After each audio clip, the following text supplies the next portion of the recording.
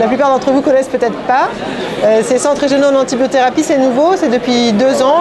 La France a établi une stratégie pour lutter contre l'antibiorésistance, qui est vraiment une pandémie silencieuse avec des enjeux colossaux. Nous avons un centre régional en antibiothérapie par région.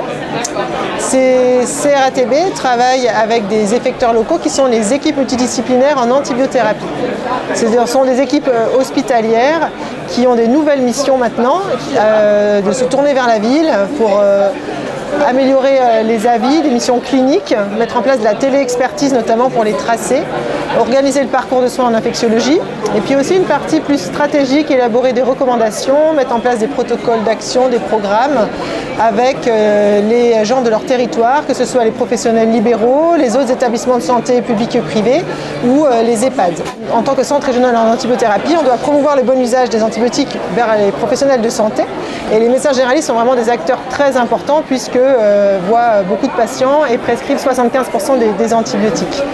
Donc pour essayer de les aider, on met en place des outils, des supports, des mémos, des recommandations. Déjà, ils peuvent être dans les CRATB. Un centre régional d'antibiothérapie, c'est coordonné par un binôme médecin généraliste et infectiologue. Donc selon la taille de la région, il peut y avoir d'autres professionnels. Chaque région est différente. Nous, en Ile-de-France, on a 3 médecins généralistes qui sont là une journée et demie.